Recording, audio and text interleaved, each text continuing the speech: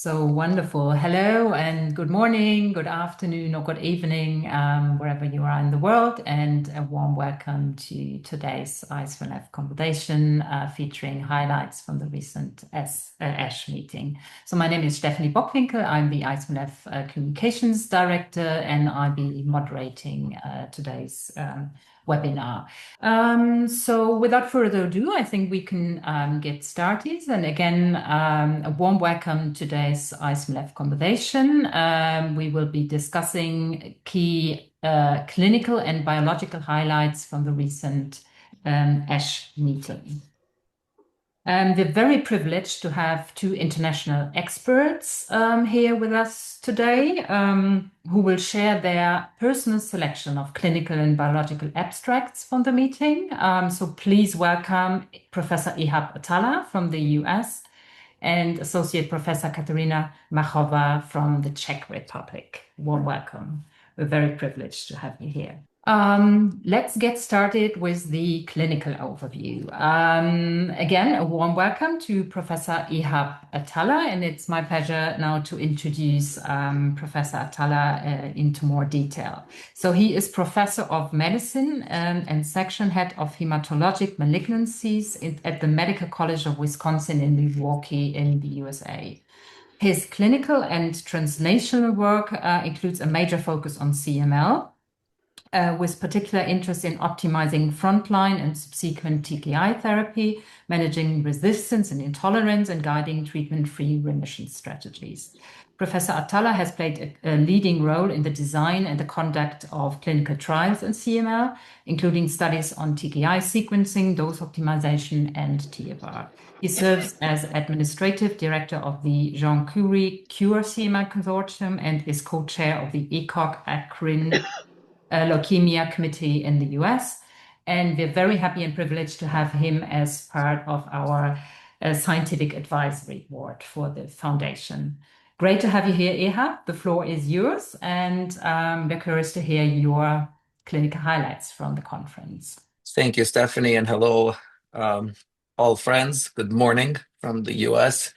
And if anyone is wondering where Milwaukee is, it doesn't really matter. All I can tell you that it is minus 20 degrees centigrade over here. So it is the definition of cold. I'll start really the themes that I saw from ASH for that I saw in all our CML abstracts that were presented were revolved around four main themes. The first idea is, should we develop new TKIs to improve outcome? And I'll talk in some detail about some of the new molecules that are currently not FDA approved or not approved in the US and not approved in general. The second is, can we find better doses, either by escalation or de-escalation? And I'll talk about the Ask-to-Escalate trial. The third theme is, what about combinations? Are we at a point now in CML that we should start doing combinations?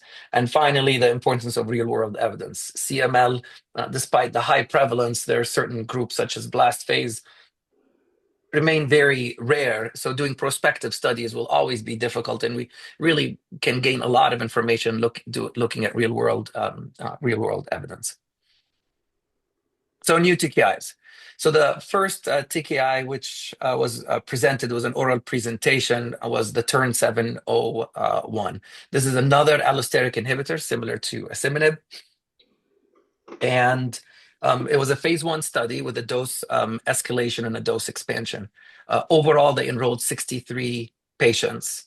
You could see here that 44% of patients had a BCR-ABL level more than 10%, pretty advanced disease. 38% had prior asciminib, which is very interesting. And most patients went on the study for lack of efficacy.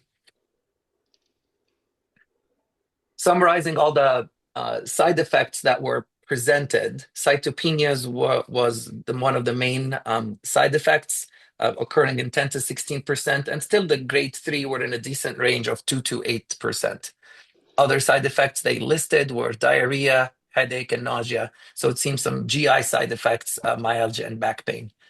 What was interesting, at least in this small number of patients, in 63 patients, there was no increased blood pressure, which is common in multiple TKIs, and there was no clinical pancreatitis or symptomatic lipase elevations, which is also really important.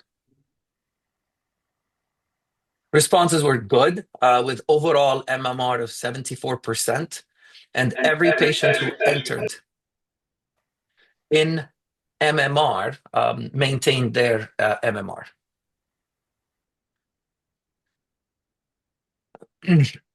This is the one of the common slides we see now, where we were able to dig deeper into how patients respond, and half the patients who had a BCR-ABL level more than 10% responded or achieved MMR, which is a good overall outcome. As usual, patients who enrolled on the study for lack of tolerability did a little better. And also, interestingly, patients who had received prior asciminib or even prior asciminib and ponatinib, approximately half of those patients responded. So it seems to be a pretty good molecule. The phase 1/2 study is currently enrolling. So we're looking forward to learn more about this molecule. The second allosteric inhibitor, which was also presented by Dr. Jiang from China, is TGRX. They had previously reported on TGRX at ASH. They specifically reported on patients who had a T315I mutation. So this was a larger study. A small part of it enrolled patients with a T315I. So they had 53 patients with a T315I mutation. 60% of patients were in chronic phase. And responses also for this other allosteric inhibitor were pretty good. So with 60% achieving complete cytogenetic remission and 45% of patients achieving MMR. What was interesting to me is that these responses seem to be pretty durable, with 79-80% of patients continuing to respond at 24 months. So 2 years of follow-up, they continued to maintain that response. In patients with accelerated phase, the response rates were lower, for sure, than when compared to chronic phase, with 32 and 16% of patients achieved that response. But the duration of response was also pretty durable for the patients who respond. Reported side effects, again, were cytopenias, with 9 to 20% of patients having a grade 4 cytopenias. And other reported side effects included hypertriglyceridemia, hypercholesterolemia, lipase increases. So a lot of the AEs that were noted were similar to other TKIs. The third TKI that was also considered relatively new is Olverembatinib. So this is a 40-year follow-up, so showing us the sustained data of patients who were randomized to Olverembatinib, which is a third-generation TKI. It's an ATP binding TKI. And this is in patients who do not have a T315I mutation. So this was the randomized study of 40 versus best available therapy. And the EFS, the event-free survival, seemed pretty good even 40 years out, with approximately 50% of patients continue to maintain their response at 40 years out. The reported side effects, again, cytopenias, as we expected with all TKIs, skin pigmentation, liver, hypertriglyceridemia, hyperbilirubinemia, and hypertension were noted with Olverembatinib. What was also, a lot of these patients had actually failed all 3 first-gen and second-gen TKIs. So patients had failed imatinib, dasatinib, and nilotinib in many of those patients. So these were the 3 TKIs that were newer TKIs that were presented that I thought were interesting: TERN-701, TGRX, and Olverembatinib. We then looking at combination therapy. Is it time for combination therapy? So this was evaluated in the FASCINATION trial, which was presented by Dr. Ernst from Germany. So the FASCINATION trial started patients on an ATP TKI, so nilotinib, dasatinib, or imatinib. And 12 weeks in, asciminib was added at different doses, as you see here on the slide. The primary endpoint was MR4 at 12 months. So these are the molecular responses reported. So First, the primary endpoint, which was MR4, 38% of patients achieved that at 12 months. And then I'll let you note here the month 24, which is the 2-year outcome. So look at these numbers here. MMR, 86%, MR4, 49%, MR4.5, 34%. So again, this is a combination of a TKI plus asciminib. Not that we should ever compare slides, or compare studies, but this just gives you an idea of what we saw and asked for first at 96 weeks, which is approximately 2 years. There was a 74% MMR, 50% MR4, and MR4.5 was 30%. So it seems, again, some activity, hard to compare between studies because of the different patient population, but it would be interesting to see where we go with combinations. Adverse events, year 1, 10 to 12% of patients had a grade 3 or 4, and by year 2 and year 3, these numbers obviously decreased. What I found most interesting in this study is that patients who had an ASXL1 mutation, although it was a small number of patients, in those patients, the outcome for patients with or without an ASXL1 mutation with combination therapy was good. So it will take us a while to figure this out, but in the future, should we consider combination therapy specifically for patients with ASXL1? Again, very small number of patients, but we could be seeing a signal here. Another combination therapy study, which is the ALERT CML, which is led by Dr. Cortez and the John Khoury Cure CML Consortium, and it's a slightly different design where patients are started out on asciminib, and for patients who have suboptimal response or continue to have detectable disease, then we add low-dose TKI. So as opposed to starting out that way, we starting with the TKI and then adding asciminib for everyone. Should we start out with asciminib and add the low-dose TKI later on to assess response? As of August 2025, 14 patients met the criteria for adding low-dose TKI, and 9 have started low-dose TKI. So these results are still maturing, and we'll see what that shows. So we talked about the 3 new TKIs. I talked about combination studies that showed combination therapy. What about increasing the TKI dose? So the Ask to Escalate is asking that question. Where Ask to Escalate was a study where there were 2 cohorts, the second line and first line. And if patients don't achieve their milestones, the dose of asciminib was increased. This included patients with CML chronic phase, whether than second line or the first line.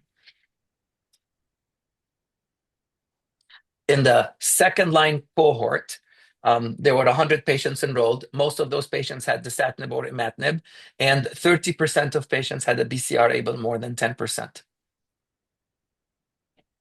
And these are the responses at this time point, with 80% of patients achieving MR2. I always try to kind of remember this, like 80, 60, 30, 15, MR2, MR3, MR4, and MR4.5. So kind of half it, 80, 60, and then 30, and then 15 for the response rates.